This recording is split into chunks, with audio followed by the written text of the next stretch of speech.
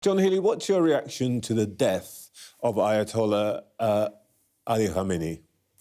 Well, I think few people will mourn the Ayatollah's death, not least the family and friends of those thousands of young protesters murdered on the streets of Iranian cities.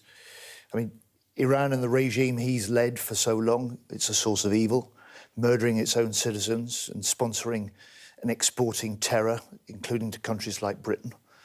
And the concern now, of course, is that this regime is lashing out. It's lashing out in an increasingly indiscriminate and widespread way. And people will be really concerned that it's not just military targets, but civilian airports like Kuwait, hotels in Dubai and Bahrain are being hit. And so that's why we've strengthened the UK defences in the region. We're active in regional defence operations. And it's why Keir Starmer yesterday called for Iran to end this now, to give up its weapons programmes and to return to the route of diplomacy, which is, in the end, the way that we will settle a long-term stability and peace in this region. Evil is a very strong word. We don't hear it much in politics.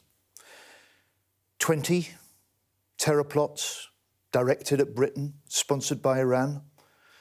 Tens of thousands of young people, protesters, murdered on the streets in the last few months in Iran. 57,000 Iranian drones fired by Russia into Ukraine. Proxy groups that destabilise countries right across the region. Make no mistake, this is a regime that menaces other countries, exports terror, murders its own citizens, and must never be allowed to have a nuclear weapons programme.